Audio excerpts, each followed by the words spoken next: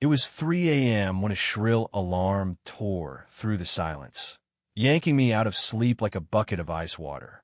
My heart hammered as I stumbled out of bed, the piercing wail of my brother's oxygen tank echoing in my skull.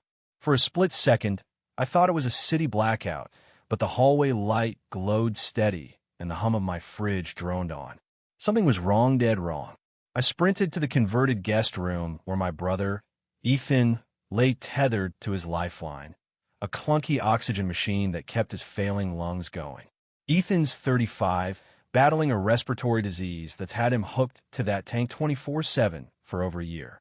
When I saw the tank's display flashing red, its backup battery nearly drained, panic clawed at my chest. Someone had cut the power to his dedicated circuit. I'm no stranger to power systems. I've spent years tinkering with generators, a hobby that's half obsession, half survival skill.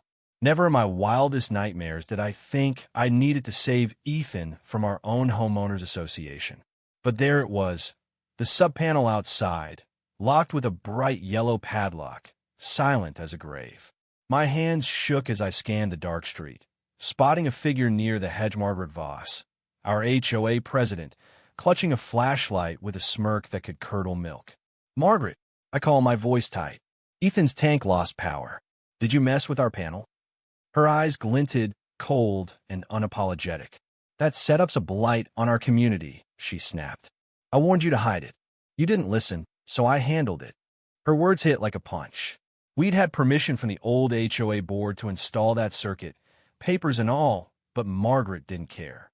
Ethan was gasping inside, each breath a struggle, and she stood there preaching about aesthetics. I wanted to scream, but there was no time. I bolted back to Ethan, his face pale, lips trembling as he rasped, "Can't breathe." I tore open the closet, dragged out my trusty generator, big as a suitcase, but a lifesaver, and hooked it up in seconds. The machine roared, and Ethan's tank hummed back to life. His chest heaved, color creeping back as oxygen flooded his system. Relief hit me hard, but it burned away fast, replaced by rage. I called the cops, reporting Margaret's sabotage. The operator was floored, saying it could be a serious crime if it endangered a life. While I was on the phone, Margaret had the gall to march up again, pointing at the generator. "Get rid of that noise machine," she barked. I stared dumbfounded. Was she so obsessed with her perfect neighborhood that she'd let a man die? Ethan, still shaky, whispered he didn't want to cause trouble. It broke my ear that I was blaming himself when Margaret was the monster. By morning, word spread like wildfire. Neighbors stopped by, horrified that someone would cut Ethan's power. A nurse named Sarah confirmed how deadly even a brief oxygen loss could be. But Margaret wasn't done. She'd been hounding us for months, calling Ethan's setup an eyesore despite our legal approval. I marched to the HOA office, a cramped room lit by a flickering bulb. Margaret barely glanced up from her laptop. "This is private," she sneered. I took a breath, forcing calm. "You nearly killed my brother." She shrugged. "Move him to a hospital if he's that sick. Our rules don't bend for sob stories." My blood boiled, but I held it together, warning her the police were involved. She just laughed, daring me to try. Over the next days, I was a man possessed, calling lawyers, disability advocates, anyone who could help. Neighbors saw Margaret near our panel with tools.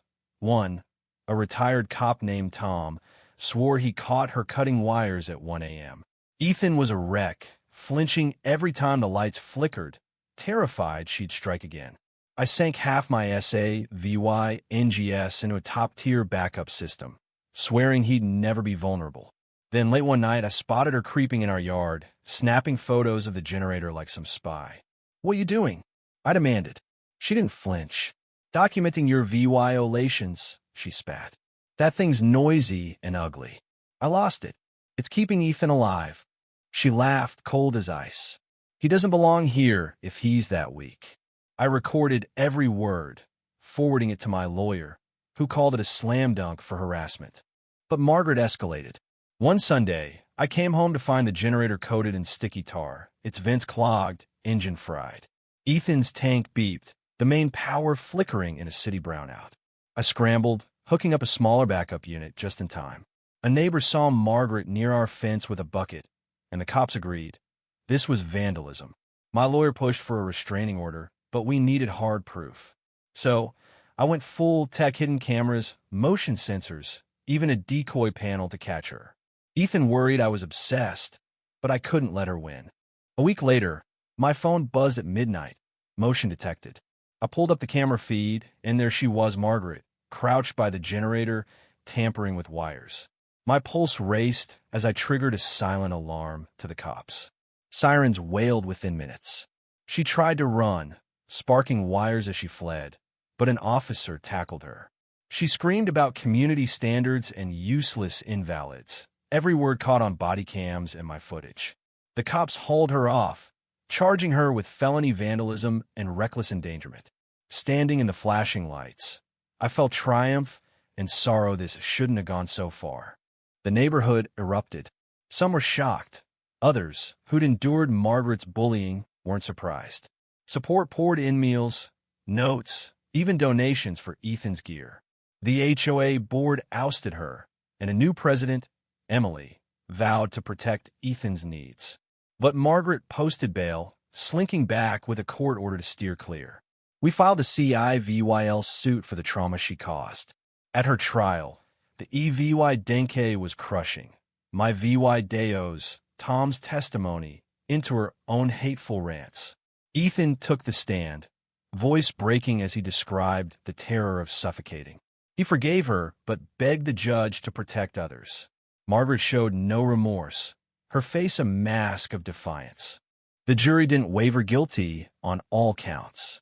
The judge tore into her, sentencing her to prison for putting prejudice over human life. Neighbors cheered Ethan's name outside the courthouse, though a few of Margaret's allies grumbled about special treatment. The HOA covered our damages, and the community rallied, installing solar panels for Ethan's setup. Ethan, once ready to flee, stayed touched by the kindness. He started a blog, urging others to fight for their rights, while I launched a nonprofit, Power for Life, to help families with medical power needs. Our story became a local legenda tale of a tyrant HOA president who picked the wrong fight. Ethan's health stabilized, and he hosted a barbecue, our yard alive with laughter and grill burgers. Neighbors like Tom and Sarah became family, bound by a shared stand against cruelty. Late at night, Ethan thanked me, his voice soft. "You never gave up." I grinned. Margaret forgot I'm stubborn and damn good with generators. We laughed, the weight of months lifting. Now, as Ethan rests, oxygen hissing softly, I think about how one woman's malice sparked a movement. We turned her hate into hope. Pro-VYing compassion outshines cruelty. But it begs some fiery questions. Should HOAs have power over medical equipment? Was Margaret a VY lane, or just misguided? Could Ethan have done more to avoid conflict? And what would you do if someone threatened your family's lifeline? Drop your thoughts below.